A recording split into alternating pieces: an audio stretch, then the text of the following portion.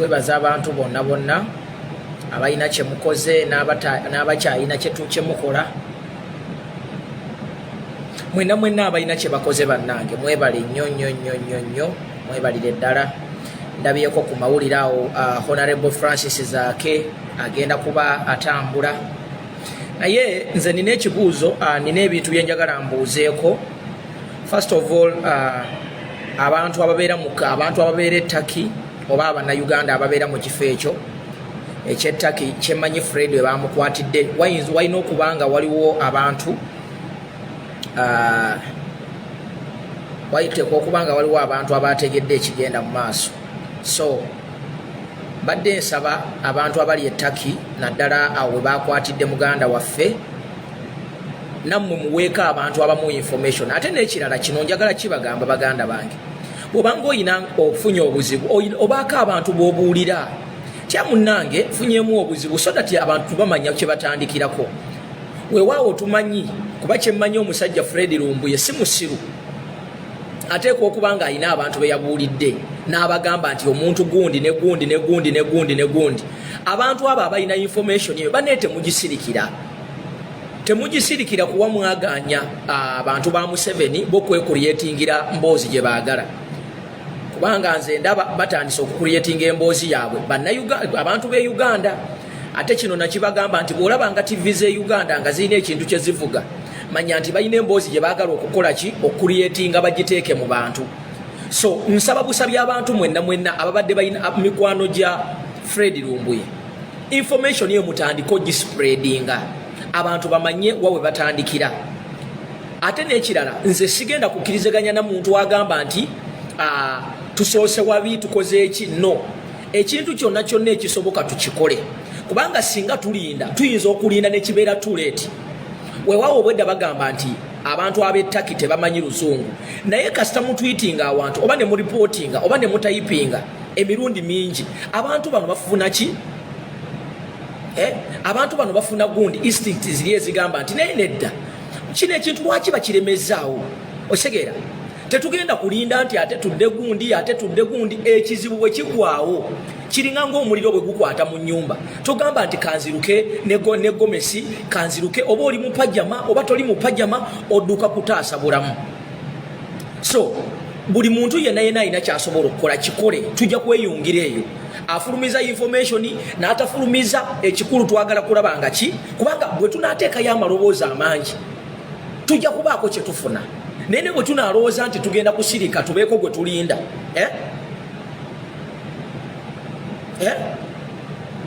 osegeera kigenda tulya.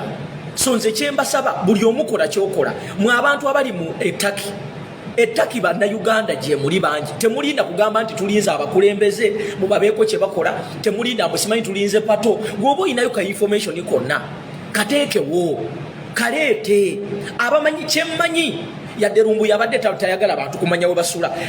Walina okubanga waliwo neighbor, walina okubanga waliwo omuntu asobola okwafoodinga okuliikinga likeji eyagundi, waliwo omuntu asobola okufuna nga tuvudde kana akatambi ke tuli mu kulaba emmotoka gye tutali shuwa oba yeeyo oba si yeeyo. Osegeera, let us not put all our eggs in one basket. Gwe asobola ogenda ku Twitter genda, asobola ogenda ku Facebook genda, asobola ogenda ku Instagram genda, asobola okuba essimu genda, awo we tunaafunira. Wabula kyembasaba kiri kimu, nze kyembasaba kiri kimu, towaayo information just out of excitement. Ekyo ekintu mukyewale, kubanga bajja kukozesa ekintu ekyo okubula akameringa oba okuvunaana. Osegeera, so naye ebisigadde tubikole.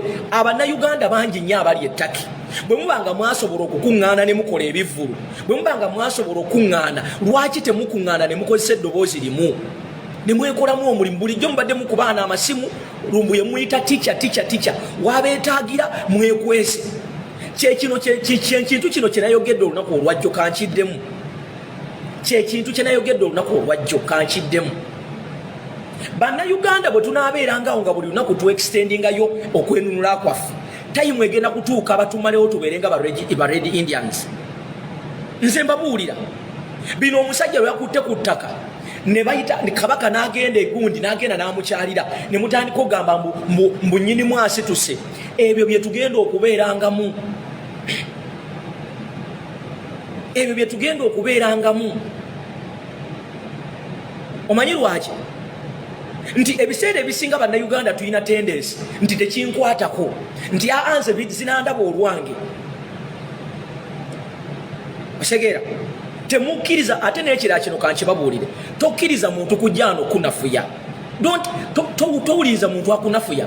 The reason as to why abantu abo bajja ku live bakumalemu amaanyi baagala bafiidinge ku kutyako baagala bakulowoozese nti kyemukola si kituufu. Kankubuulire bw'obanga olina ekintu ky'ogoba totunuulira bano bagundi ba bystanders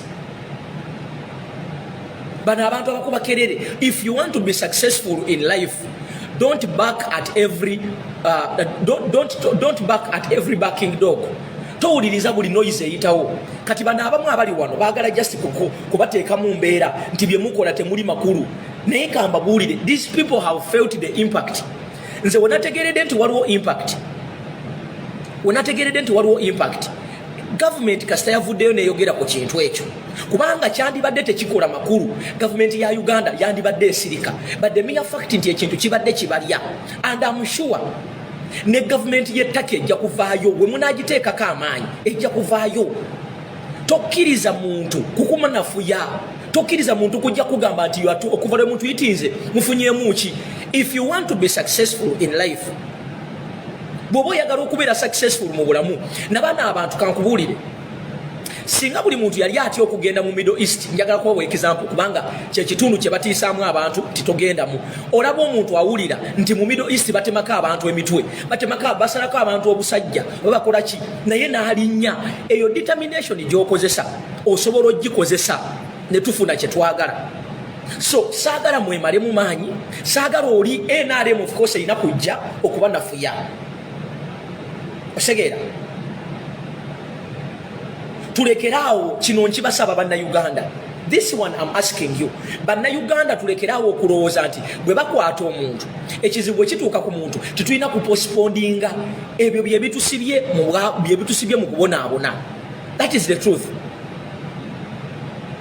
That is the truth. Abantu abali ettaki temulinda mu pato tasobola kutambula ttaki yonna. Mulekeraawo ebintu by'okwesiriwaza. Bannayuganda kyemmanyi kweza ennyumba Fred Lumbuye w'abadde asula, there are some people abalina information. Lwaki mugisirikidde? Mwagala namwe batandika ogamba nti bannayuganda abali ettaki mwaliddemu Fred Lumbuye olukwe. Osegeera I'm sure alina okubanga alina abantu beyogedde nako nabo. Temulinda ffe abantu abawalala ate tujje mmwe bennyini mulina kikwatamu. Bino ebagamba musimanyi tulinde pato, ojja kulinda pato nga naye musajja watu wakunoonya. Okiraba? Naye ng'ate oluusi tulinamu oba abakyala abali ettaki awo nga balina influence, muleme kwetuulako kugamba nti pato yagambye agenda kikwatako. Osegeera, this is not a battle for pato. Olwokuba agambye nti bannange mulinde incredible information, bannange abamu bayinza okuba nga balina connection mu embassy, abamu bayinza okuba nga balina abantu be bamanyi, abamu mugende munoonye bwe yabadde asula.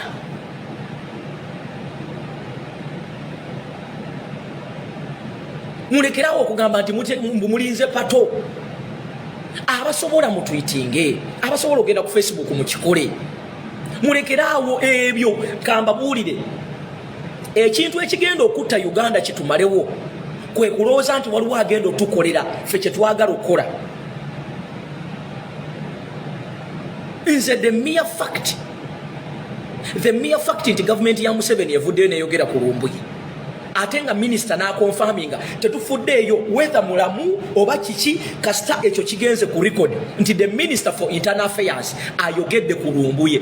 Kyandibadde tekikola makulu singa babuuziza minisita we Uganda n'agamba I don't have any answer. Naye the mere fact ayogedde n'agamba nti we babanga bamukutte he has to face the law. Ate Katonda n'atuyamba ne yeekuba endobo era obwo video tubwetaaga.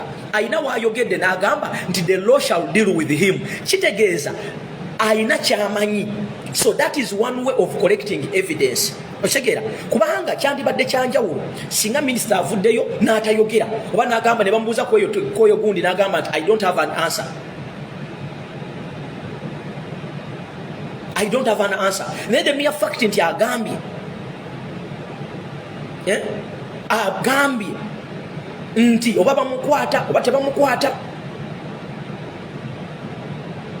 Oshegera naye the mere fact nti yakkiriza, that is a statement, that is a record. Kitegeeza oba government yeebuzaabuza oba teyeebuzaabuza, they have confirmed. Kakati mwe muleme kwetuulako, muleme kugamba mbu tulinze pato. Taki nene bano abantu bawulira mutaddewo pressure, bawulira muli mu kubanja. Abakola omulimu gwa Twitter bambi mwebale nnyo, abakola omulimu gwa Facebook mwebale nnyo. Abannayuganda abali ettaki mulekeraawo kye bayita obunanfuusi. Kati bwe mubanga temusobola kukwatagana wamu as a family, as a team, then temuyina right ebuleminga munnayuganda ono gwe bakonyeza wano e Uganda. Kubanga kati mmwe abatambuddeko abali exposed bwe mubanga musobola okusirika, that means temuyina na right egamba ku munnayuganda ali Uganda. Kuba kati just imagine omunnayuganda ali e Uganda. Laba programs ze bamuleetera Anikati Sabura, Anikati Karakata.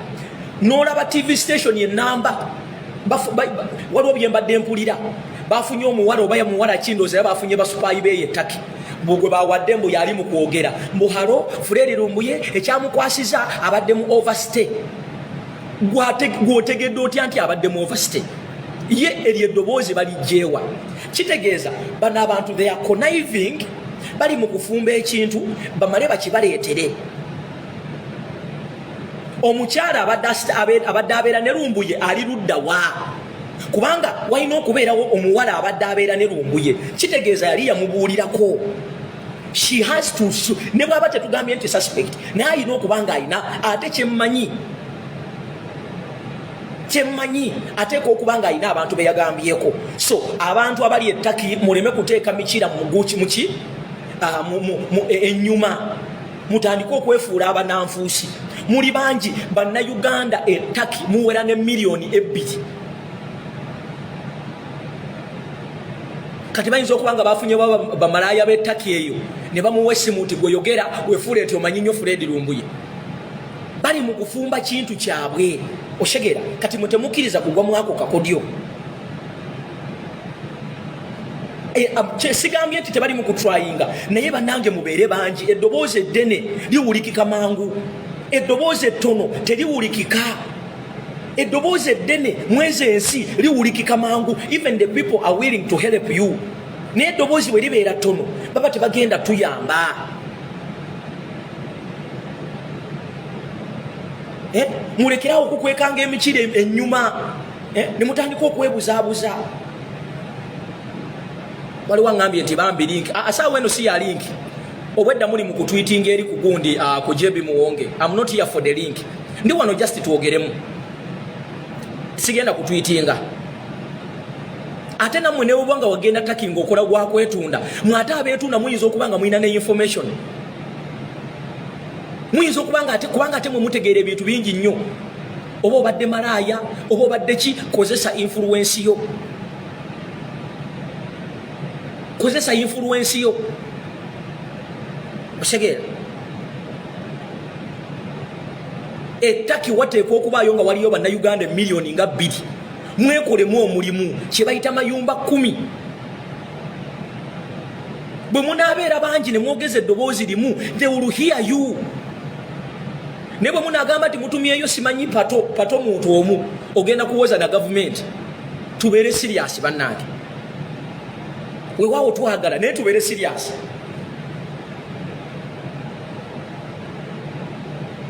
Tubeere serious. Singa tugenda bangi eddoboozi ne liwulikika neebaza abantu abakubya amasimu.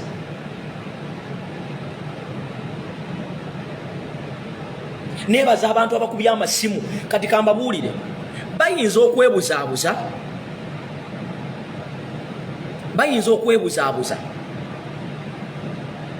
naye message bagifunye. oba bagezaako okuteeka nze neebaza ekintu kimu kyembeebazaako nti mulemeddeko leero bagezezaako nnyo okuleeta diversion bagezezaako nnyo okulaba nga babajja ku mulamwa bwe munaalemera ku kintu mujja kukiggusa ensonga lwaki bano abasajja batufuze nti baleeta ekintu ne mukivaako mangu eno ensonga temugizanyirako ensonga ya Fred temugizanyirako ettaki omusajja gwe bayita kazi oba kashoki baamutemula baamutematema ne bamusuula mu asidi eno ensonga temugizanyirako okitegeera eno ensonga temugizanyirako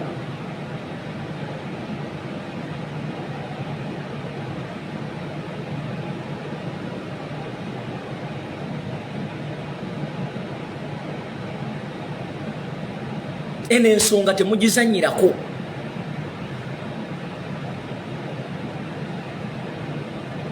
ate kino ekintu kijja balya mukirabanga ekyokusaaga bayira we kambabuulire nze mbadde mpuliriza there is some caller who called abadde ku JB Muwonge that guy is from northern Uganda bane kambabuulire ekintu kimu mulaba ebintu ebyo abantu bye boogera omusajja agambye bw'ati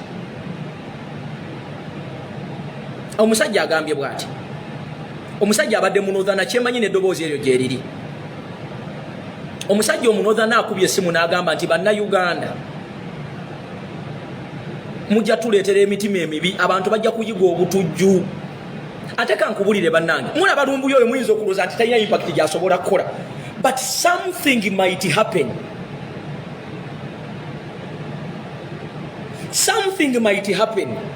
lumbuyo oba n'agenda oba n'abaako ekintu ekikyamu ensi Uganda n'egenda mu buzibu bwe tutayinza kutegeera gwoyinza okulowooza nti Spark egenda kuva ku Bobi Wine munnange Spark neetandikiraawo mubirabanga ebyokusaaga mubirabanga ebyomuzannyo tomanyi buli muntu kyaterese mu mutima waliwo omuntu ng'abadde ayinza obutawagira ffe nga ffe oba abaagala enkyukakyuka naye nga ku lumbuye abadde ayogera ku ttaka lye bagenda okubba lumbuye abadde ayogera ku mulwadde we nga ffe oluusi tubadde tetubyadressinga ekintu kino mukirabanga ekyokusaaga kino kankibuulire gavumenti abalina obuyinza kasita muggalawo buli muwaatwa abantu mwe bandiise abantu bajja kutandika okubeera n'ebirowoozo ebirala omanyi lwaki nti omunnayuganda atunulanga gy'alaga talabayo ne gyadde emabega talabayo era kino kankibulire pulezidenti wange Kyagulanyi Ssentamu gwenzikiririzaamu pulezidenti wange ebintu by'okubeera mu masuuti ebintu by'okugamba nti tugenda nti abantu bakwate empola ekiseera kigenda kutuukanga n'omuntu nebagamba nti kwata mpola ng'oli bwajja okumukuba either avaawo nga yafudde oba ye nga yasse munne. That is where we are heading.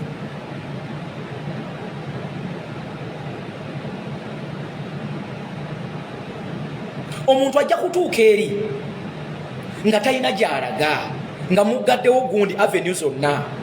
Kambabuulire ekintu ekimu kyemubuusiza amaaso. Waliwo omuntu abadde tayagala nkyukakyuka eno naye nga lumbu yabadde ajja n'ayogera ku ttaka lye n'ayogera ku buwangwa ennono mumuyina kyemutalaba. Omuntu agenda kutuuka ekiseera ng'alaba eri gy'alaga talinayo way out, eno gy'alaga talinayo way out. Now what happens? Mugenda kutandika okulaba ebintu bye mutalabangako bannange, kuba kati ekyo kiraga nti omuntu ne wabadde asuubira nti wabadde awulirira emirembe nti omuntu ajja kuva eri from nowhere. Kambabuulire, mumanyi ensi zigenda zitya mu ntalo. Omuntu ava eri naawe omwana kipulaani n'amugamba kaakati ebigga ebise byonna biganye nti oba bibino tubaleetedde ebikozesebwa, and people will go into hurting and killing each other. Muyinza okukirabanga ekyokusaaga. Munnange tomanya manduso gyenaava, tomanya bantu kiki kye balowooza. Nze nkuwadde ekyokulabirako. size wano lero kuyomba na wa NRM, size wano kuyomba na muntu yenna ndi mukuwa just kifaananyi nti waliwo omuntu abadde tatulaba fa abagala enkyuka kyuko boogera ku Uganda okubeera obulungi nga tatufanako nenga lumbu yabadde ajja n'ayogera n'agumya na mukadooli abadde awo wa poliisi ekyokulya oba omusirikale ekyokulya kakati bw'alabanga noono abadde ayogera omugjeewo. By the way, let me tell you, ekintu ekyasinze okuba ekibi kwe kubeera mu ggwanga nga temuli ssuubi. Ekyo ekintu kiri dangerous nnyo, kiri dangerous nnyo. Kati kambawo ekyokulabirako, omusajja gwe bayita Ruto, omusajja gwe bayita Ruto yabadde apulaninga okujja e Uganda wano ne bamulemesa, abaana ne beekolamu omulimu ne bamulumba buli kugundi ye ku media station ye ku Twitter handle ye. Essaawa zino ali mu kattu. Abannakenya batandise okumugwamu, kati batandise n'okumulangira naye nga it started as something jokingly. Ruto abadde azimba kubeera president, abadde azimba kubeera president wa Kenya, abadde azimba kubeera president wa Kenya, and people came together ne bakola ki, ne beekuŋŋaanya jokingly, in a joking way, ne beekuŋŋaanya and they stormed ne bastorminga Twitter handle ye, ne bastorminga Facebook account ye. Right now ali mu kutambula TV ku TV e Kenya okunnyonnyola bannakenya kiki kye yabadde ayagala e Uganda nga yakaddayo guno gubadde mulundi gwa 2 mu mwezi gumu.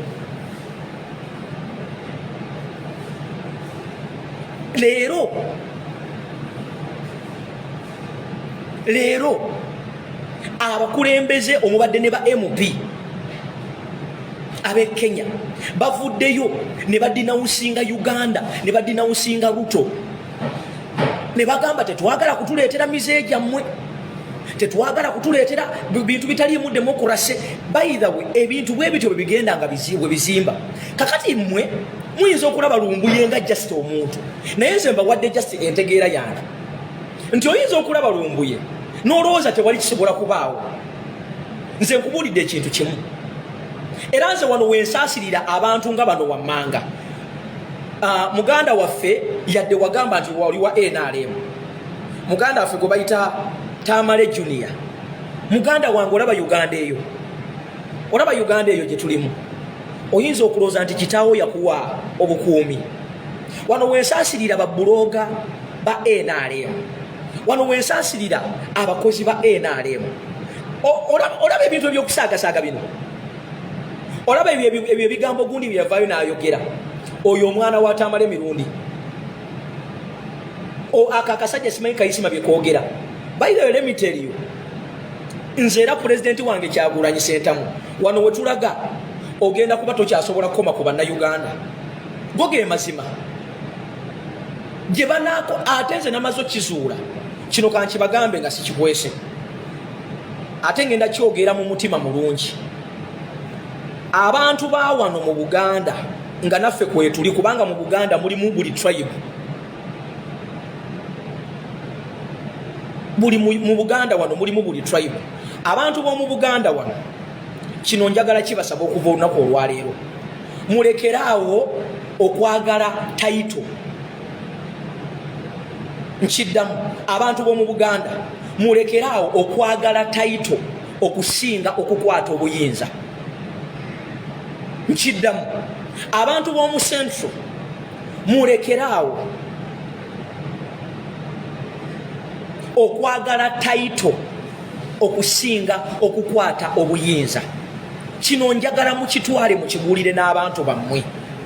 Ekizibu, ensonga lwaki tubonaabona, ensonga lwaki tuli wano we tuli, mwe abantu abakola decision mwagadde nnyo ebitiibwa, mwagadde nnyo okutambula nga babagulirawo enzigi, mwagadde nnyo okutambula nga babawe agamannya taito, ow'ekitiibwa, omukulu w'olukiiko, omukulu w'ekitundu, omukulu wa gundi.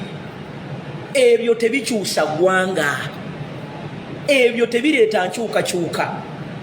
Abasajja abavubuka, kino kye nabagamba luli nti tewali ggwanga, tewali ggwanga lifuna nkyukakyuka nga abavubuka tebalyenyigiddemu. Leero mbadde ndaba ensi oba bagiyita batya, ensi yatandika hashtag gye bayita fix the country. Bagiyita ki? Bagiyita ensi yatandika gundi hashtag oba fix the country. Fix the country yensi eriki? Ndabye abavubuka batandika nga abasagira, batandikira nga golaba ku social media one. Fix the country, fix the country, fix the country, fix the country. Leero babadde ku street and tutu president oyo gwe bali mu kwagala aveeko abadde abafuga bulungi ng'ewaawe waliyo ne ka demokrasi. Naye nga kitandikidde ku ki?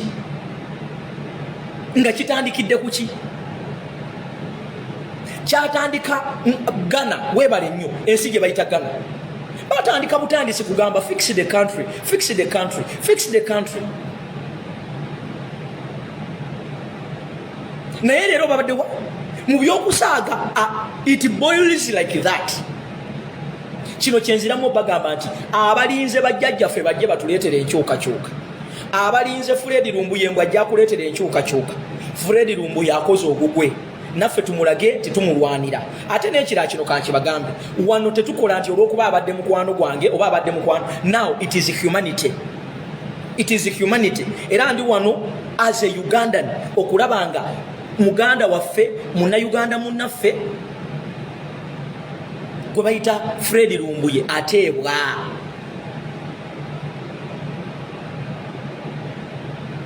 Mukitegedde baganda bange? Ate kino ekintu kibayigirize. Bino bye mulokamba buulire. Tewali muntu agenda tuleetera nkyukakyuka nga tukyayina ezo emboozi ng'omukungu ayogedde. Ow'ekitiibwa ayogedde. Ow'ekitiibwa ayogedde. Ebyo tebitambuza ggwanga. Ekyo kiba kiguumaaza. Let me tell you, omuzungu bwe yayagala okutufuga yatuleetera ebintu bino wammanga. Ekisooka kye yasooka otukola obubi ennyo, yalwana nnyo okutwawulayawula. N'atuleetera kye bayita eddiini. N'atuleetera kye bayita yatuleetera eddiini kubanga zo kalicha zaffe twali nazo. Kalicha zaffe twali nazo. Kati oba ogenda kukola ekintu oli n'atandika okugamba mubireke, Mukama bw'atyo bw'agamba mubireke, oyogera bw'otyo. Ennaku zigenda, emyezi gigenda, mbabuulira tunaagenda okukola bwe tuti nga n'emyaka 5 omusajja atukalakase akomyewo ne mu 2026 era ali mu kutukalakata.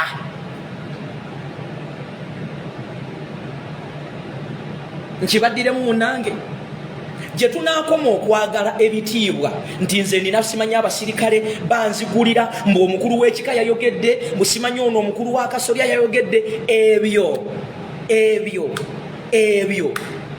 Ebyo tetujja kwenunula. Kati kankulage ekyokulabirako. Abannayuganda ffenna tubadde tulina obusungu obw'ettaka. Bano abantu ba gavumenti bwe bategedde nti ekintu ekyo kigenda kubookya, babadde balina okuyita kabaka wa Buganda. Kiki kye babadde baagala mu kino ekintu? Kiki kye babadde baagala? Mbawa Justinze mu ntegeera yange. Bwe bategedde nti bannayuganda bazuukuse nti bano abasajja balina pulaani ey'okutwala ettaka, they had to cool down Ugandans. Babadde balina kukola ki? Babadde balina okufuna kabaka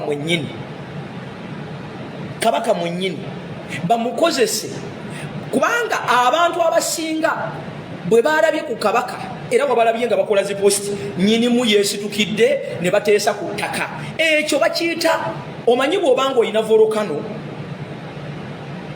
nga obadde otegedde nti egenda kubimba, egenda kwatika, oyina engeri gy'okola ki? Gy'ofuna amazzi n'ogikakanya, either nga abantu bategedde oba abantu nga tebategedde. Kati bakitegeera, eno gavumenti yakimanya era ekimanyi. Omunnayuganda yeerabira mangu, Omunnayuganda akyuka mangu, Omunnayuganda takuuma busungu. Mubadde muyina ettaka.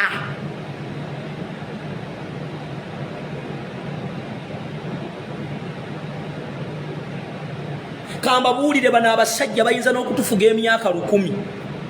nga tukyayina ebyo musimanyi gundi w'emmenga ayogere, musimanyi omukungu ayogere, musimanyi akulira akasolya ayogere. We shall be slaves for 1,000 years. It is the bitter pill gye mutaagala kuwulira. It is the bitter pill gye mutaagala kuwulira. Omanyi waliwo kye bayita okwegumya. Like you want to feel you're strong. Naye nga amazima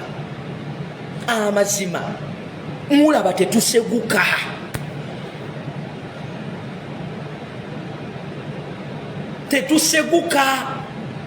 Obusungu bubadde buboyiringidde ku ttaka. Museveni ne ttiimu ye ekola PR yadde amanyi nti gavumenti ye yagenda dda. Yabadde alina okuyita kabaka, yabadde alina okunoonya engeri yonna okufuna ekifaananyi ne kabaka. Kati abasigadde mwenna mwatuuzizza nniya. Era nabalabye abamu nga muli ku Facebook.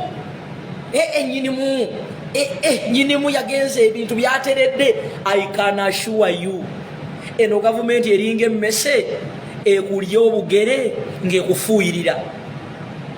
Ekulya obugere nga bwekola ki? Nga bwekufuuyirira. Ekulya obugere nga bwekola ki? Nga bwekufuuyirira. Ekulya obugere nga bwekufuuyirira. Kati eno gavumenti mbutulinze gundi akulagire. Bano abasajja bakimanyi nti Buganda, abantu abali mu Central, nti bawulirira nnyo mu kabaka. Kati waliwo abalinze nti kabaka afuuwe firimbi, taligifuuwa yadde n'olunaku n'olwo. Nkiddamu, taligifuuwa yadde n'olunaku n'olwo. Era ajja kusiiba ayogerera mu ngero. Mmwe abataabuuke temujja kubuuka.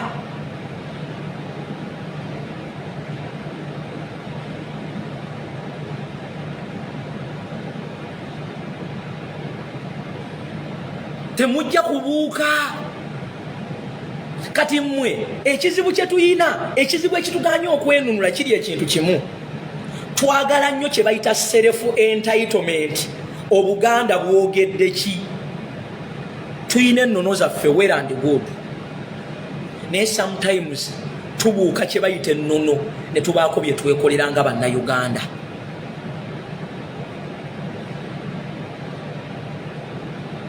Nkibaddiremu, it is a bitter pill gye mutaagala kumira.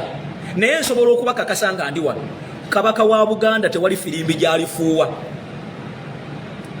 Ekyo nkibabuuliridde wano, ate temugisuubira. Ate taligifuuwa. Ekyo nkibabuulira. It is reality. When you are a leader, waliwo ebintu byotasobola kwogera ne bwolaba abantu bo nga bafa. Era ojja kwogerera mu ngero mpaka subordinates bo, abantu ba bulijjo bwe baneekolamu omulimu. Gano ge mazima ge mutagenda kukola ki? Ge mutagenda kwagala kutwala. But I want to tell you the truth. Toliwulirako firimbi ng'evudde ewa kabaka wa Buganda ti bannange mwerwaneko, tekiriiyo. Kati bano babadde balina okunoonya. Jukira luli mubadde ekintu ky'ettaka ekyo, statement y'abeene eyo gye yakola. Kati just imagine, I want to paint a picture. Kamba siigire ekifaananyi. Actually beene endoozi yabadde amaze okufuuwa firimbi. Naye era nga bw'omanyi bannayuganda, nga bayina bannayuganda nga nange mwendi, we have a problem. Let us find out what is our problem. Kati kankulaga omunayuganda original. This is a Ugandan. Ono ye Munayuganda original. Omunayuganda original ajja kufuna an excuse in a solution. Buli wabaerawo ekizibu, Omunayuganda ne bw'omuwa omuwadde ne bw'oba omuwadde solution, mweyo solution agenda kunoonyaamu ekizibu. Kankuwa ekyokulabirako, ngenda kitwala mu politics. Twagenda mu kalulu nga pulezidenti waffe ow'eggwanga atugambye, this is not an election, this is a mission to freedom. Si bwe kiri? Si bwe kiri? Era ne tukkiziganya bulungi. Abamu ne muvaayo ne twekyanga, abamu ne tukola buli kimu, ne tugenda mu kalulu ne tuwangula. Omusajja oba gavumenti akalulu n'ekakwatamu ne president waffe nga muyina n'obusungu nga mulaga nti mukyamuse nnyo nga nange mwendi tulinze bulinzi wano wenjagala muntagingire babuloga bonna muyinza okutaginga oyo omusajja ow'UK ne banne bajje wano ne banne bonna abalina endowooza nga eyiye bonna bajje wano mbasomeseyo ekintu kimu kiki n'ekintu bwe tuva mu kalulu abantu ne pulezidenti waffe ng'alaba obusungu bungi naye ng'omuntu ayagala okufolowinga amateeka n'akwata omusango n'agutwala mu kkooti abamu ne mukuba ekerere nga mugaa teyandigututteyo naye ekibuuzo kiri kimu Kyagulanyi Ssentamu yakugaanako okuteekawo embeera okubanja akaluluko oba okubanja wiiniyo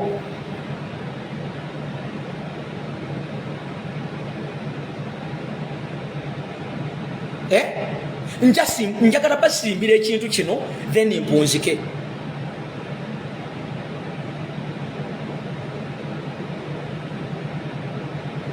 njagala kuwunzika kintu kino ne tugenda mugundi muki mu kooti bwe tugenda mu kooti era ng'abantu obalaba beeka excitement bwe bagukwatiramu bwe bati bwe basala bwe bati okitegera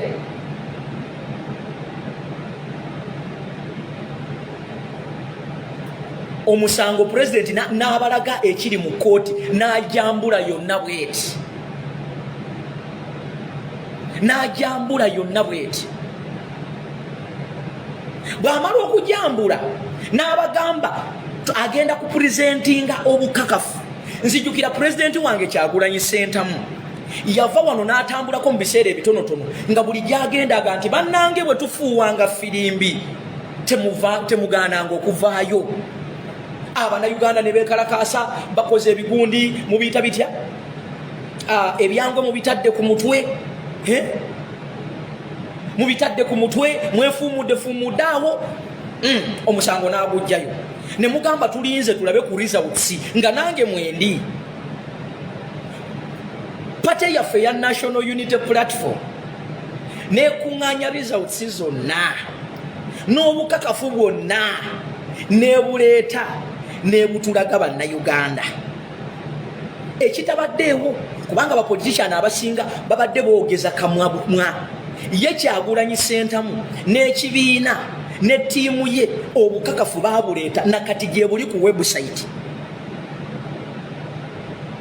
mukiwuliriza bw'amala okubuleeta nga kyekisigadde bannayuganda ne bagamba kati pulezidenti nga nange mwendi afuuwe firimbi pulezidenti n'ayimirira ku katuuti n'agamba nti oluvannyuma lwa bino byonna nzize nkibagamba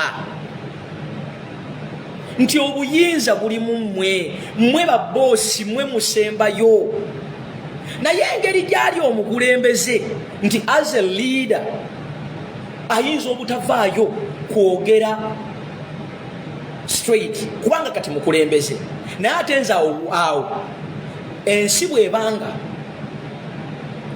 tetuyina wakulaga ebiseera ebisinga tugenda kubaluka bubalusinga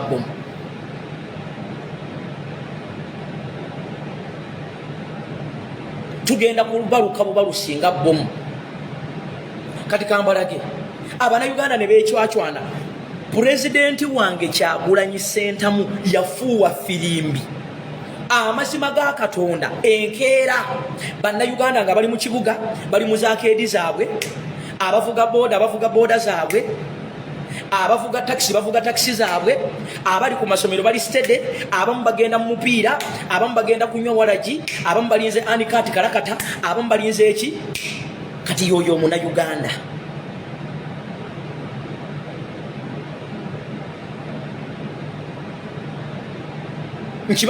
njagala mbazimbira ekintu kino mbalage ate kino nkibabuulira sitya mmwe ntya Katonda. I can assure you, I can authoritatively assure you nga tukyalina mentality ey'okugamba nti tulinze gundi ey'okugamba mbu simanyi tukuume simanyi biki.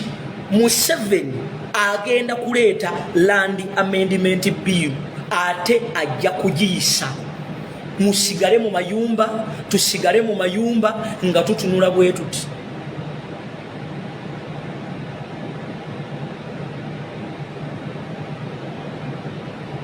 Nga tukyayina mentality eyo. Eyo. I can assure you. Ati kankuwa ekyokulabirako. Tonawulirayo abantu abamu abava mu central wano nga batandise okugamba nti mumuleke Katonda yalimanya.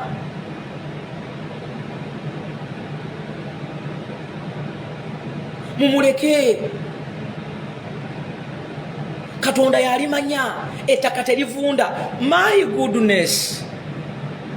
Omuntu bwakutwalako ettaka ebyo bye mwoyogeza ne mugamba simanye ettaka terivunda, ettaka teritambula, omanyi process gy'onaayitamu n'okulyeddiza, and how sure are you nti government ne bw'enaakyuka ojja kulyeddiza? Bakuwadde woolira nti ate emmere bagitereke njagiri enkya. Omukisa guzza okulya emmere nti njiri enkya. Olonze ekyapa mu mannya go nti kankitwale mu ministry bakonfaminge ng'olaba kyapa. Ng'olaba kyapa. Bino bye mwekalakaasa kati kankubuli omanyi lwaki batujooga? Bakimanyi tetulina kye tuyinza kukola. Era bo kye basuubira. Bino mbibagamba mu bulumi mu nnaku naye nga nina obbagamba bwe tunaaba tukyalina mentality eyo tebinkwatako nze nkola mmere ya leero ebyo sibimanyi nga tukyalina abantu abali mu positions eziyina amaanyi ezisobola okubaako kye zikola nga bakyalwanira okugula ambulance nga tukyalina abantu mu kaseera bannayuganda be bandinyiigidde nga bali mu kweyongera kwebasa bannayuganda na kubawa byakulya. Mbwe abantu bange abantu bo. As a leader, you have to show them the way. You don't need to feed them. Tewali nsi esobola kukyuka nga buli kimu bakibawa buwi. Tekiriwo. Ne Museveni gwe twagala okujjako teyatuula kusaba Katonda. Mulekerawo okwerimba, tulekerawo okwerimba. Tulekerawo.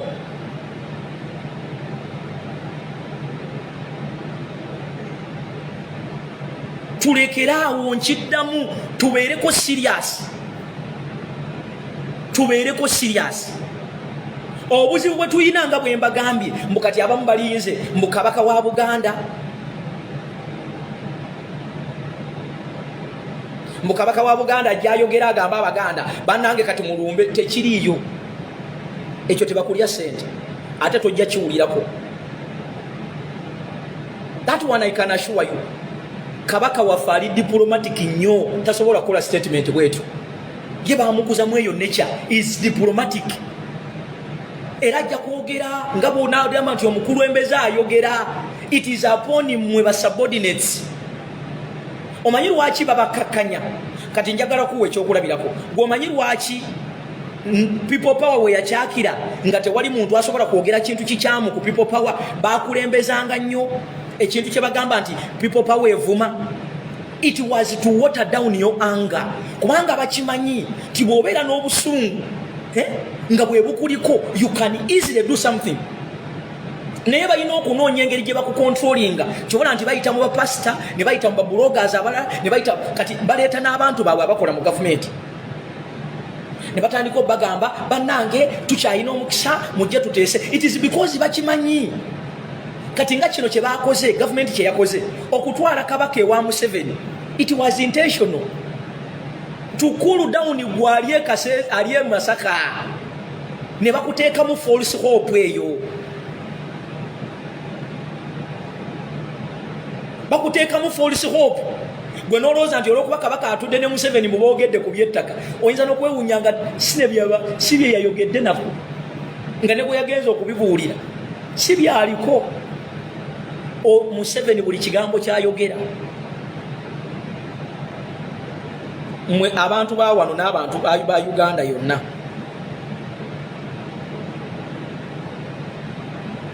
kamba bulira ekintu kimu. tugenda kusaanawo.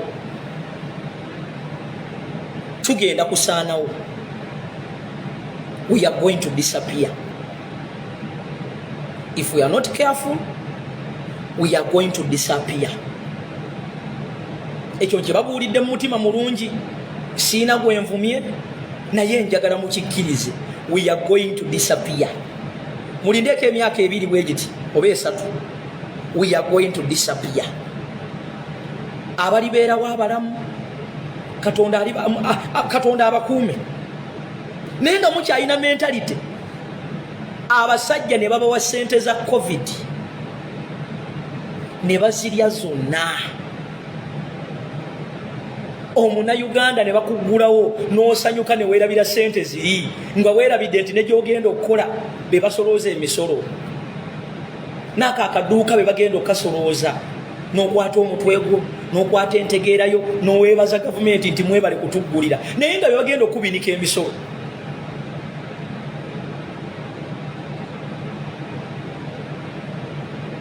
Council Kembuze. And this I want to be sincere. I'm not disrespecting anybody.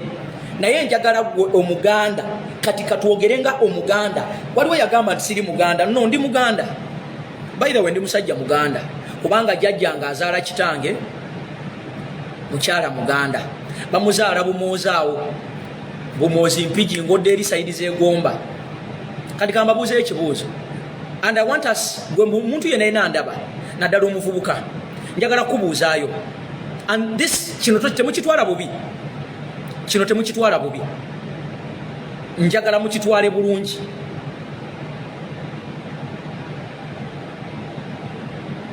Njagala mukifune bulungi. Mbuuza omuvubuka yenna ampuliriza. Ne bw'oba oli ku ground wano, ne bw'oba oli mu diaspora. Nkubuuza ekibuuzo kino. Museveni abaddeko emyaka emeka? Agenda mu myaka 4. Not so. Buganda yatandika ddi okubanja ebyayo? Etandise leero? Etandise mu kisanja kiri ekyagwa? Etandise mu kisanja kya Besigye? Buganda yakatwala emyaka ndooza 28. Kale katugeze.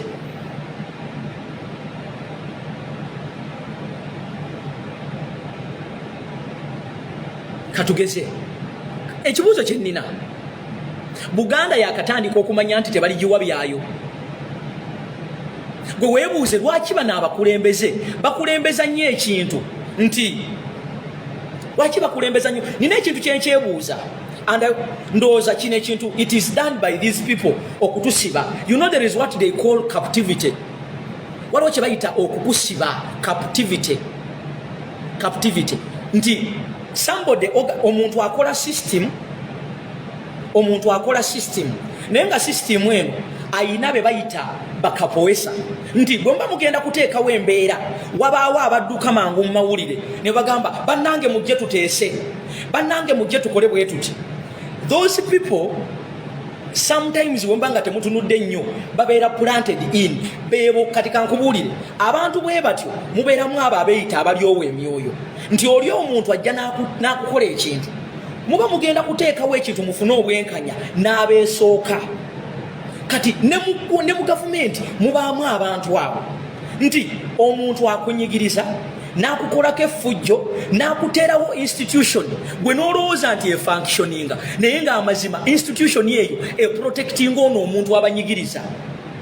It is deliberate naye bakikola mu mbeera nga tebaagala kikulaga.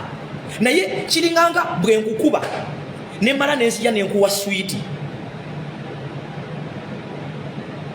oba nenkubanga nembanga nkuluma nga ndi mukuluma obugalo ne nkuluma oli mukuulira obulumi naye nga nfuuyirira okitegera ndi mukufuuyira. Ekyokubiri nkuzaayo mu mboozi ya pulezidenti waffe Kyagulanyi Ssentamu gye yagamba nti tulinganga bw'olaba enkoko gye bajjako ebyoya ne bagijjako ne bagisu ng'etiriko omusaayi.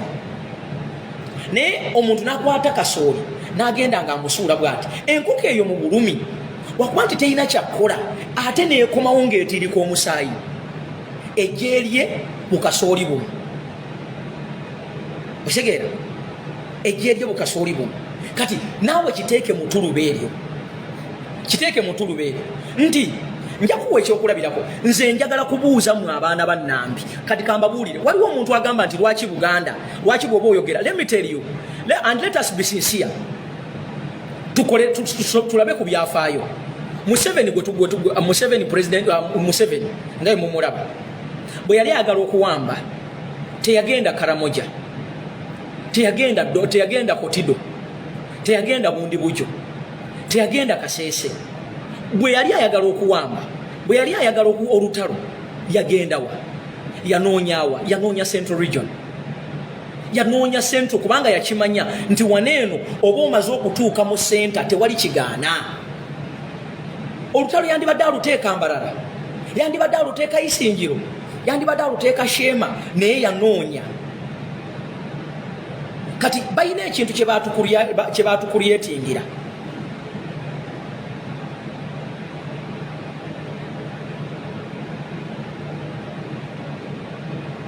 bayina ekintu kye baatukuryetingira and kino njagala abavubuka abasinga mutandika okuzibuka amaaso mujjeko akapapula ako ke baatuteekako waliwo akapapula ke baatuteekako there is something kye baatuteekako ku bwongo bwaffe njagala mubikula akapapula ako mukajjeko mbadde nkyakuwa ekyokulabirako Museveni yandibadde asobola okuteeka olutalo Mbarara naye yajja mu Buganda gwe lwaki obolooza teyagenda mu Busoga it is because yali anoonya Central. Now I want to show you something namwe mukitunulemu and this is critical and this is wise. Fe abagamba nti twawangula akalulu kiki ekyabadde kitulemesa okukozesa lockdown eyannaku 42 nga buli mukulembeze akunza abantu be oba ayise mu bantu be n'abagamba nti bannange obuyinza buli gye muli mugende mubanje ebyokulya oba mukole kino na kino na kino kiki ekyatuganya should we send naffe twabadde tutidde oba twabaddemu katya no ekintu kiri bwe kiti weebuuze lwaki for the past 30 to 40 years tewabaddewo paniki nyingi nnyo nga mu time eno njagala kubuuza wali olabyeyo eggwanga lye bakyusiza Karamoja wali olabyeyo gavumenti gye bakyusiza Fort Portal wali olabyeyo gavumenti gye bakyusiza Rukunjiri wali olabyeyo gavumenti gye bakyusiza Bundi Bujo wali olabyeyo gavumenti gye bakyusiza Ekweni kivaawa kiva mu center kivaawa kiva mu center kati ekibuuzo kyenjagala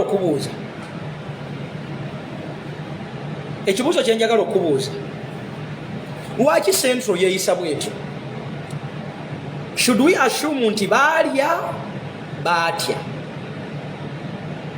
kubanga there has to be a driving force nga either waliwo abakuuma omulyo gwabwe oba mubandi tukulembedde waliwo ekintu ekitali kituufu ate kino sikiteeka ku gundi nkiteeka kati kugwe ku Munnayuganda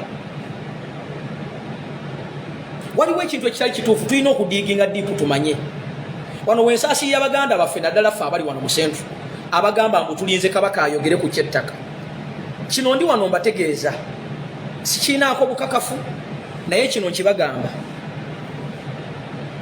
tojja kulabako Kabaka ng'abakomandinga wabula mmwe mulina okwezuula kye mulina okukola nga mmwe abantu oba nga ffe abantu ekyo kibabuulidde mwalaali mu mazima agateekweka bwe tuba nga tukyayina abakulembeze abatuuka ku extent okukola comedy okukola omuzannyo ne mu bintu ebiri serious ng'ate be bandibadde abali kati kambuuze tuyina key points tuyina key areas tuyina key settings kiki ekiganya okubaako nga tusitula eddoboozi what has refused olaba abakulembeze basobola okunoonya abakuuma obululu ne bafuna abavubuka nga 5 ne bakuuma akalulu ka constituency abavubuka 5 naye nga buli omu bagendamu oba oluusi omutwalo bagendamu 12,000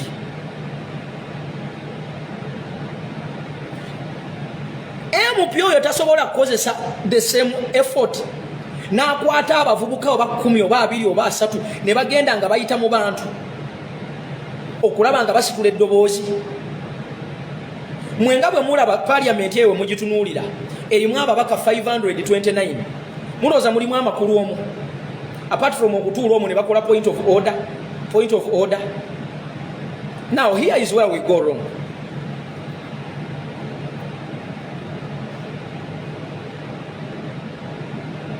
Mindset.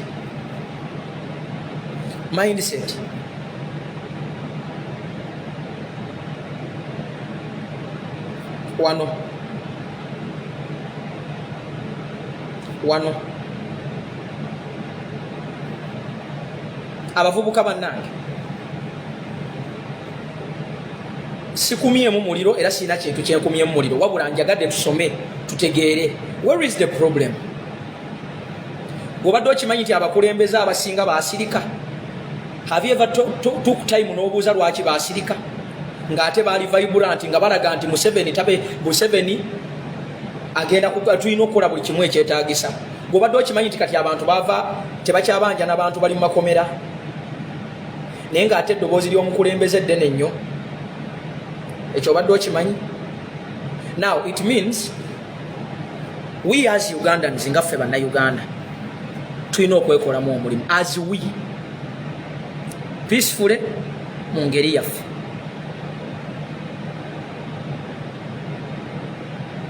Nkiddamu peacefully ate mu ngeri yaffe ey'ekimpowooze. Buulira ku munno ebizibu bye tuyitamu kati nga mpunzika.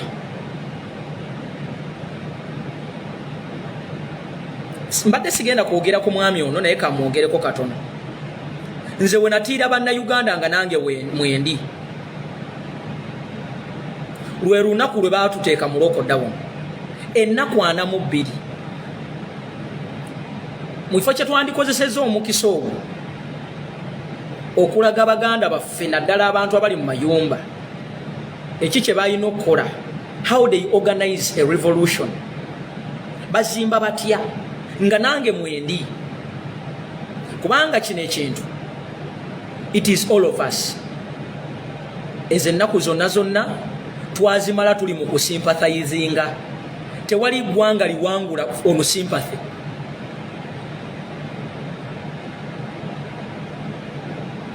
We have to stand up ng'abantu and we demand for what is ours. Ekisembayo ndabye ono omusajja gwe bayita Nsereko, kamwogereko katono munansonyiwa. Ekyogeza Nsereko tayomba nti olw'okuba Fred Lumbuye. Nsereko obwedde alinze ekintu kimu kinabagambyeko wano luli naye temwakitegedde.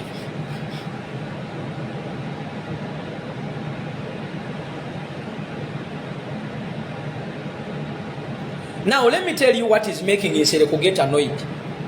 It is not Fred Lumbuye. No, it is not. I told you in the morning, government yabana abantu ebadde enoonya engeri babadde balinze post emu okuva ewa president waffe Kyagulanyi Ssentamu. Nenze nebaza president wange nti ne statement gyakoze ku Lumbuye kubanga babadde baagala kumwataakingako. Ye president yakoze posting agamba nti omu kwabo abaagala enkyukakyuka babadde baagala ateekemu ebintu nga bino nti owaffe nga National Unity Platform balyoke bamuteeke mu fix bwe bati bagambe nti mulaba yabadde awa Lumbuye ebyokwogera n'avuma Obuganda ekisinga okuneewuunyisa is the way the media ye Uganda gyevugamu ekintu kya Fred Lumbuye nti yabika Museveni. Fred Lumbuye yali kuno ne video ze gyeziri n'abagamba ayitaddewo $5,000,000. Omuntu yenna aleeta video ng'ali mu kubika Museveni. N'ateekawo n'enda n'aga nti omuntu yenna aleeta video nga Fred Lumbuye abika Kabaka amusasule. Zaabalema naye media kyeri mu kuvuga e Uganda kyekyo. Kati ate abantu baffe baagala nnyo ebyonoonese era kyemmanyi leero Anikati Sabula ndooza bw'ogenda okulaba ndooza babaddeko almost 50K nga balaba. Omanyi lwaki? Awo Museveni waabaagala, awo gavumenti webaagala. Okitegera? Okitegera? So kiki mbadde ngezaako okwogera nti nsereka ekimuvumya Lumbuye ayombye kino njagala mukitegeere ku nze saasoma nnyo naye nsobola okutegeeramu akatonotono. Ekiyombesa Nsereko kiri ekintu kimu nti Nsereko abaana ebaamuweera levo ka audio we kaafuluma nga bagamba nti yabadde mu lukwe olw'okulaba nga oba ajjawo Kyagulanyi akantu ako kaamukuba. Kati ekyamuluma nti yali amanyi nti pulezidenti waffe agenda kuvaayo ku nsonga eyo n'atoba n'ekintu kye ne kimutuulamu ne kimukuba ensi n'emutegeera n'emu exposinga. Bayireka mbabuulire Nsereko temulaba nti muvuma Katolubwama mulungi nti obusungu bwonna abujjayo naye ate Nsereko ayinza okuba omubi ennyo n'okusinga Katolubwama kubanga Katolubwama yakulagirawo n'ajjayo kikiri kyennyini. Kati abo ba Nsereko babi nnyo n'okusinga Bakatolubwama. Abo be bayita the inside job. Ti asobola okukola ekikyamu n'otamanya na kumanya naye nga yakikoze najja n'atoola n'essalaamu. Kambuuze Nsereko Muhammadi ye mutuukirivu ennyo. Nsereko Muhammadi ye ayina maanyi ki agatambula n'agenda buli mu nsi ne mwe batamukkiriza n'agenda n'ayogera n'abantu abadde boogera ku nkyukakyuka ne bataddamu kwogera. Mujjukira bulungi Nsereko Muhammadi yasisinkana muganda waffe Kalyango yaddamu okwogera. Yagenda okukomawo ng'ayogera Luchina n'asisinkana omuntu wa wansi omusajja yajjanga ng'akola analysis yabula alinga omuzimu oyo n'amutwala n'agenda n'ayingira. Kati kambabuuzi waliwo abakazi be mwalabanga mu struggle nga babeera mu America eyo balagawa. Okimanyi nti abamu beekubisaako ebifaananyi n'Ensereko kuva lwe beekubisa ebifaananyi n'Ensereko okyabawulirako mu struggle, okyabawulirako mubeerabidde mwagala kuŋŋa nti mwerabidde. Omanyi kati mwe ekizibu kye muyina you forget fe abamu tetwerabira. Mwerabidde abakyala abaali ab'amaanyi e US nga buli kiseera babeera mu struggle. Ennaku zino n'obwo bayita nti bagende bademonstratinge tebakyaliwo, bali mu biboozi birala. Have you forgotten so fast? Mwerabidde mbabuuza, have you forgotten? Mwerabidde abakyala be baali bayita ba Iron Ladies mu America awo abaali ennyo ku struggle. Ennaku zino mukyabalaba bakyayogera. Kyoyagala okuŋŋamba nti ebizibu ebyali biboogeza luli byaggwawo. Mbuuza ekibuuzo, byaggwawo? Tebyaggwawo. They were compromised. Tebakulimba mbu bali busy. They were compromised. Ani akikola? Lukwa nze sirabangako Nsereko ng'asisinkanya omuntu n'abeera kyekimu. So Nsereko okutabuka bw'ati temumunenya. Atabuka lwa kintu kimu nti we yayagalira Bobi Wine president waffe okujja mbu amudefending. President waffe yali akava n'asirika ng'era omukulembeze bw'abeera. Kati ekisinza okumukuba enkyukwe kwe kulaba president w'eggwanga eyalondebwa His Excellency Robert Kyagulanyi Ssentamu nga atadde posti ya Fred Lumbuye ku peegi ye. Abadde alina okujjayo ag'omu buto gonna. Gwe weebuuze MP Omulamba akaabira ku live.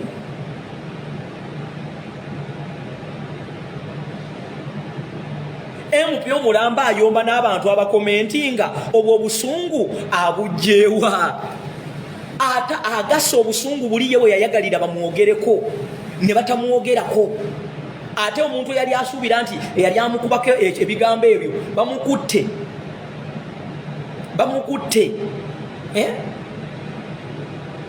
ate president waffe kubanga olaba baida watefe tulina n'engeri gyesobola okudifendinga mu president wange mwobwedde abagamba nti Lumbuye president yabatamwagerako baki president yavaayo n'apostinga Sipapa naye nga Sipapa yayita waneena abaana b'Kamwokya n'abayisa bubi oba okitegeera Sipapa yayita wana abaana b'Kamwokya n'abayisa bubi naye president yavaayo n'amupostinga n'agamba nti tuyinza okwawukana naye yeetaaga eddembe lye Sipapa ayinza okubanga yagaana bugaanyi okukkiriza naye ekyo ekintu kyamukuba wala nekimulaga nti ate ebiseera ebisinga b'osuubira nti babi ate be bakuyamba so iti kyamuyingira mu mutwe kati ne bwe mulaba nsereka atabuka bw'atyo ate no neebaza abaana nti agenze n'ajja ku live n'asangako abantu abalina obusungu ne bamuwa era kyemmanyi tasuze bulungi nsereka ekimuluma kiri kimu nti ebiseera abaana bwe baamukalakatira abaana bwe baamujjijjanya ate nakati bakyamukalakata nti Kyagulanyi Ssentamu teyamunyega yadde akagambo kamu ekibuuzo kye mwandibuuziza nsereko ye bwe yagenda e Sweden n'apangisa ono omuzeeyi n'avuma Kyagulanyi n'amutiisatiisa n'agamba nja kutta abaana bo nga teyavaayo kukyogerako kwegamba ye bw'aba bamwogerako Kyagulanyi aveeyo ye bw'abanga alina gw'asindise ayogere ku Kyagulanyi ye Nsereko tavaayo si bwe kiri mujjukira Nsereko yatuyitako bademagogusi bahuliganizi so ye asobola okuhayaringa omuntu asobola okuthreateninga kubanga kiri ku record oyo omuzeeyi yagamba ajja kutta famire ya Bobi Wine ate Babbi naye akyatambula mu Uganda wano oyo omuzeeyi yagamba ajja kutta Babbi ate famire ye ate buli omu ebyo ebigambo yabyogera naye Nsereko teyafuna maanyi gagamba ku muntu we obutayogera bigambo bwe bityo naye afunye amaanyi agabuuza bannayuganda lwaki tebasanyuse nga bakutte Lumbuye kamba buli ekintu kimu abantu bano baagala bakulowoozesa nti kyemukola kikyamu that's the truth baagala bakulowoozesa nti kyokola kikyamu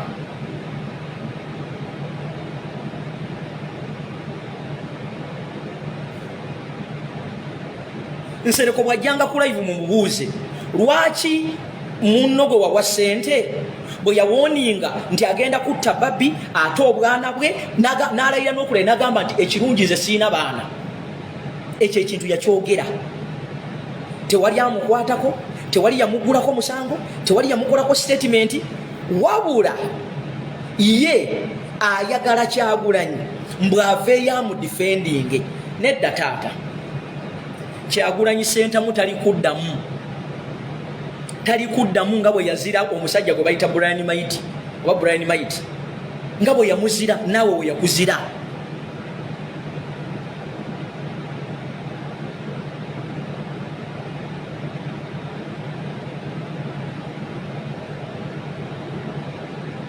okitegedde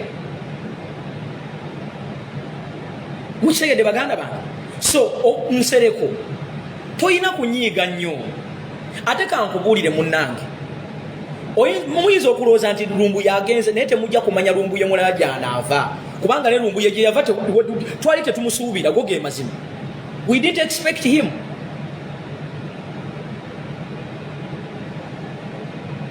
we didn't so Katonda bw'abanga yasobola okumutukuliyetingira akyasobola okukuliyetingayo abalala kati ate oyo Lumbuye abadde ayogera bwogezi Katonda ajja kuleeta ate abatoogera nga bo baabikolwa Lumbuye abadde ayogera bwogezi ate tewali ayina monopole ku ki kigenda kubeerawo nkya no one has that monopoly tebakulimba no one can predict tomorrow taliiwo no one nkiddamu no one kati muganda waffe honorable oyina okubuulira abantu be Kampala Central mu covid waba waaki okujjako okwogera oluzungu n'okubalimbalimba abantu be Kampala Central waba waaki mu covid ono awedde toyina kye wabawa naye nga babadde mu kibuga looni zibatta buli kimu kibatta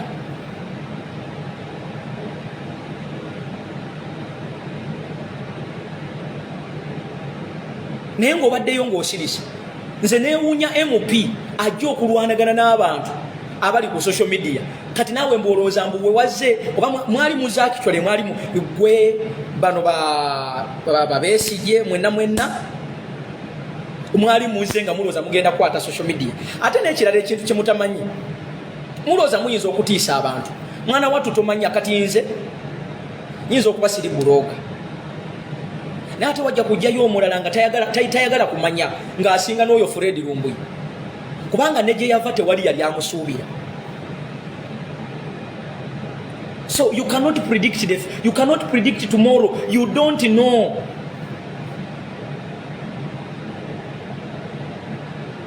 Musanyuke mpora kubanga ensi bw'etabanguka ate kati muolwedde muyina erinnya ebbi kati njagala kubuuza mubabadde mumanyi nti bwe munakwata Lumbuye wajja kuvaayo kye bayita ensi n'ensi oba social media netgundi zonna okulaba nga ziteeka emphasis awo. You are not expecting that. Mubadde mumanyi Lumbuye munamukwata mujja mukola kyonna kye mugize and the world goes silent. It is not going to go like that. Kugamba you cannot predict tomorrow. You cannot. Nchiddamu, you cannot predict tomorrow.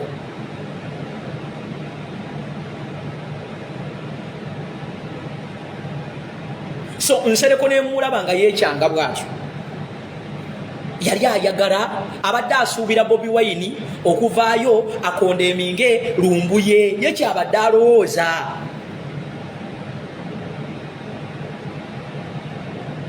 Yekyabadde alowooza era ekyo kimukubye wala era olaba nti kasita president ataddeyo posti bwati era okumanya banne kankubuulire Katonda ono ayina engeri gy'akozesa abantu nsereko gy'avudde leero lwakumeka leero mande sirabagako nsereko ku live ng'akola live ku mande twali twamumanyira nti ajja ku Sunday oba Sunday oba Friday naye gwe weebuuze lwaki azze kati kuga Katonda akozesa abantu mu budde bwe asobola okukozesa omuntu omulabewo n'amulaga eri ensi. Ekibuuzo kye neebuuza nsereko amaanyi agajja leero kubanga tubadde tumumanyidde nti ajja ku Sunday oba Saturday simanyi oba yakyusaamu ekimuleese ku Mande kyekyaki. Katonda olaba bwamugjeeyo olaba bwamukukumyeyo olaba bwamuswazizza ebintu ebimu mubirabe mwebaze Katonda. Ate bwe wabaawo ekintu kyonna nga waliwo epulaani embi eyalukiddwa abamu ku bantu baffe oba baganda baffe abali ettaki okulaba nga muganda waffe Lumbuye akwatibwa afuna obuzibu. Kankubuulire bangambye leero is Thursday munansonyiwa munansonyiwa mbadde manyi Tuesday. Today is Thursday. Kiki ekimuleese okukola live ku Wednesday? That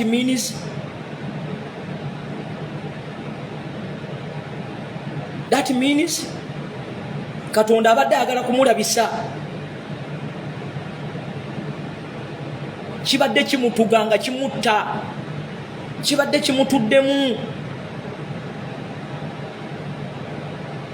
Ate olaba kankubulira ekintu kimu Kyagulanyi ne bw'onaamuteekako ebbuba is here to stay. Ate mwe mujja kufa nnyo mujja kufa bubi. Kyagulanyi is here to stay. Katonda akuuma nnyo abantu abeewo abakola ki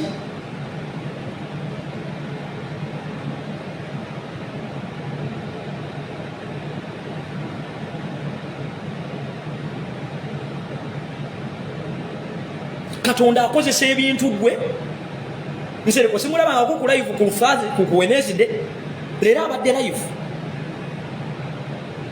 bannaye n'olw'ebigambo ebyo njagala kubasaba nti bane mwongere mu maaso okubanja muganda waffe, mugende mu maaso okumubanja tulabe ng'afuna eddembe lye. Kino tukikola nga bannayuganda. Oyinza okuba nga tomwagala naye kikole nga munnayuganda. Ekyokubiri, abakulembeze baffe ba MP, bakansala, toyina kyovaako okwogera ku lumbuye, oba omwagala oba tomwagala. Somewhere somehow ayina gwe yali asevinze, mwe gwe muyita propaganda. Ekisinga okunewunyisa nti e Uganda waliwo abakola propaganda nga n'abasirikale be babakuuma.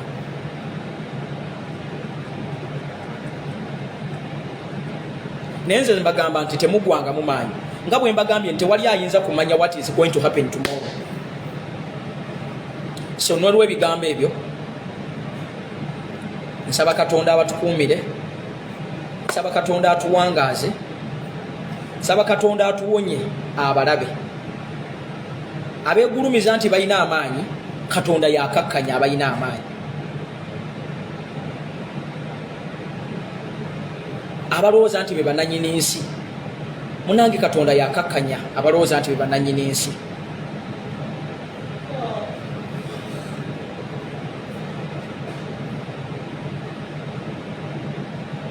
Ye nannyini nsi eno, ye nannyini bulamu. Nga bwe tugenda mu maaso okwerwanako, tusabire baganda baffe abali mu makomera abalala ng'ogyeko lumbuye. Tusabe Katonda atuwa omutima oguguma ne tuvaamu akatengo, tulabe nga tununula ensi yaffe. Mweraba.